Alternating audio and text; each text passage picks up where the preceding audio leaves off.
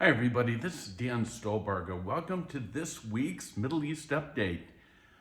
This is the week of April 4th, and we're going to look back upon the things that's transpired in the Middle East, specifically Israel, over this last week. So we always begin with our news bites. So let's just sort of look right away at those. Take a look. Let me step out of the way so you can see more of the slides. Troubling news, 48%, 48, now I'm not a math major, but I know that's almost half. 48% of 18 to 24-year-old Americans support Hamas over Israel. This is the latest Harvard-Harris poll of March 2025. We do know that the poll indicates that Republicans are backing Trump's handling of the Gaza war. And no big surprise here, the Democrats are supporting the Palestinians. Now, as I mentioned, these are news bites. We'll kind of hop all over the place. Turkey, let's take a look at Turkey. The president, Erdogan, basically is calling for, you ready for this? The destruction and the devastation of Israel. Turkey. The world in which we're living. Turkey, Russia, Iran. Can you say Ezekiel 37 and 38 and 39? I can. That's what we're looking at. In Lebanon, Israel Katz, the defense minister of Israel, is basically saying, we're not leaving. We're going to stay put until put it this way, there's no time limit to our staying in Lebanon in these areas, these buffer zone areas for security. Now, as you know, let me step over here. As you know, Bibi Netanyahu has been in Hungary, and no big surprise here, Hungary has agreed to move its embassy now to Jerusalem. That's a great thing. Two names that I think very highly of, David Friedman and Mike Huckabee. Both of them in potential prominent positions. Huckabee, the ambassador to Israel, and then recently just comes out that Trump is naming David Friedman as a candidate for the United Nations. On the other hand, like I said, these are news bites.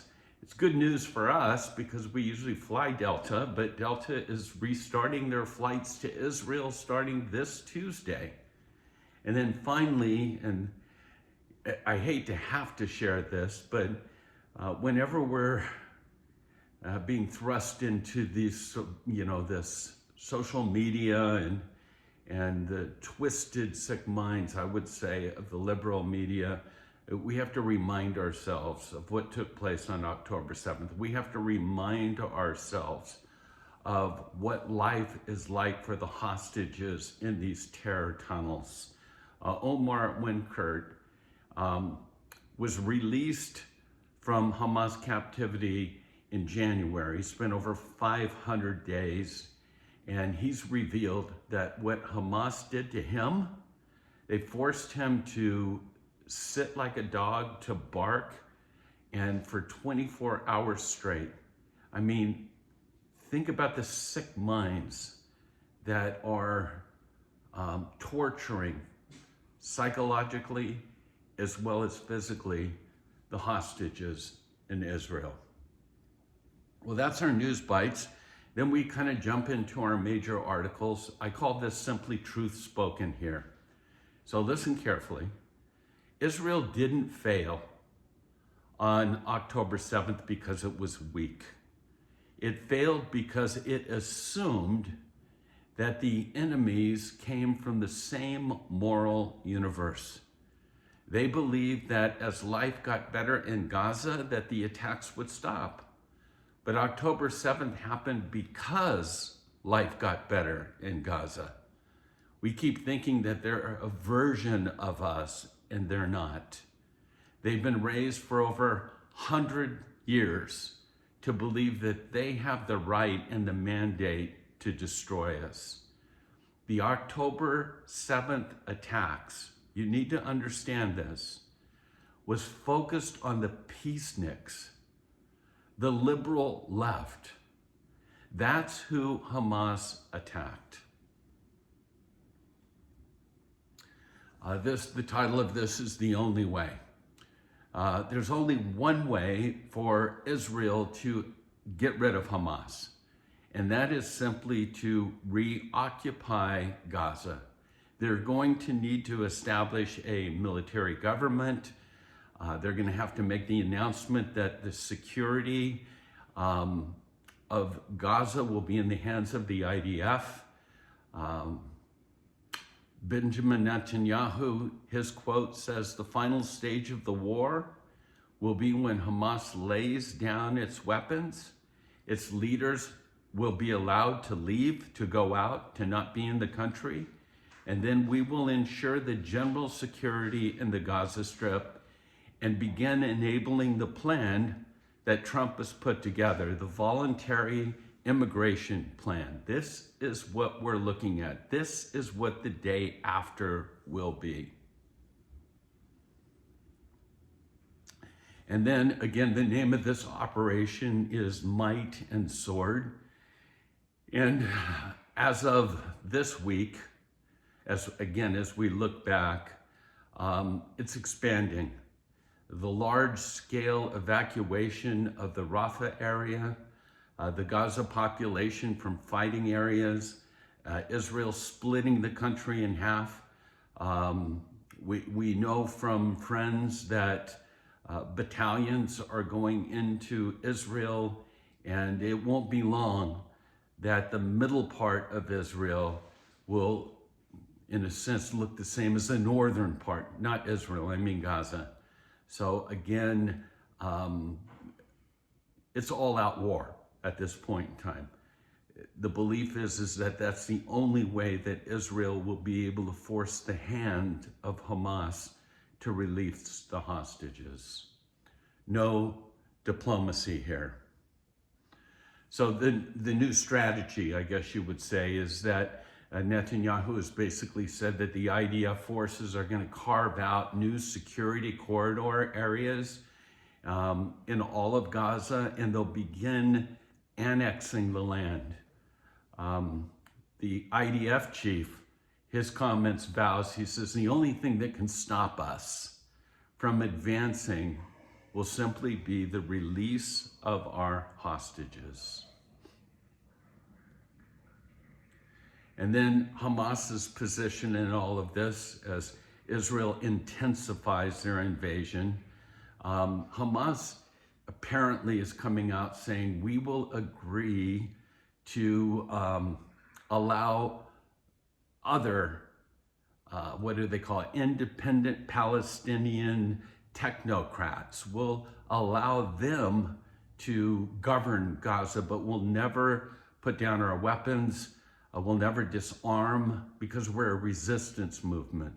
So again, it's going to be interesting to see what happens with the pressures of how do we release the hostages or whatever. Will this be enough for Israelis to say, okay, we'll put a new government in place, but we'll allow Hamas to exist? I don't think so. I just don't see that in the cards. And then, and again, I think part of the reason is that I don't think there's a such thing as a neutral Palestinian technocrats. You know, when we look at the Palestinian Authority,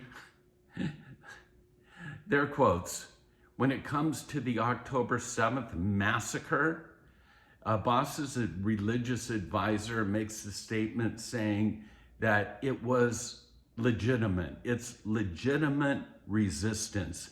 The only problem was because Hamas was so effective in what they did, and 5 different times he uses the phrase, a legitimate resistance. Keep in mind, that means rape, beheading, burning babies. This is legitimate resistance. He goes on to say the only problem is that because Hamas was so effective, it gave a green light.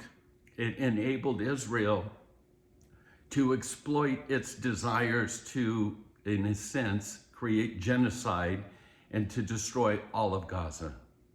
These are the peace partners. This is the Palestinian Authority that you want to allow to govern Gaza. Once again, I don't see that in the cards. And then we have the protests that are going on. You're not reading much about those protests anymore in Gaza. Let me tell you why. There's a silence on the anti-Hamas Gaza protest. And what this silence shows us is that really anti-Israel, the media will not cover, they only want to cover anti-Israel. They won't cover pro-Palestinian. When Israel cannot be blamed, they cannot be bothered to rally on the behalf of the Palestinians in Gaza. And then as we wrap up, as you look at this screen, why Israel must win, truth be told here, the war in Gaza will never end until the children are set free from being brainwashed from birth. The educational textbooks are truly the key to any kind of potential change. Mantras, Judeo-Christian, choose life. Islam, choose death. Bottom line, it's a legacy of hate and will never change until the children are removed from this brainwashing.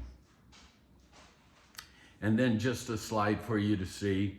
Only Israel can be attacked on 7 fronts. Take a look at that. Hezbollah in the north, Syria, Iraq, Iran, Hamas, Yemen. Only Israel can be attacked on 7 fronts and still be perceived as what? The aggressor. And that's our report for this week. As you can see on this slide, we're happy to announce that our conference with Amir Safate is now completely sold out. No tickets left. It will be July 1st up here in Coeur d'Alene. We're asking for prayer. We believe that this is going to be an incredible event, so please keep this in your prayers. And then Sharon and I are going to do one last official Holy Ground tour. We call it The Land, the People, and the King. All the information's on our website, holygroundexploration.com. The dates are October 30th through November 9th. 10 days and 9 nights. So again, check it out. We hope you can join us. We believe that we can offer a one-of-a-kind sort of trip. We've been to Israel over 50 different times, and we know the value of the land. We know the land turns, again, I didn't mention that we're sort of rebranding Holy Ground. If you look at that very first slide, you'll see the footprint is the same, but it's no longer black and white. The footprint is in living color. And that's because I usually teach, when in Israel, that the words of your Bible, the black and white words of your Bible, are transformed into living color as you walk the land. So I believe that with all my heart. So if you've never been, consider joining us. Again, it will be our last official Holy Ground tour. All the information, as I mentioned, on our website. With that, God bless you and shalom.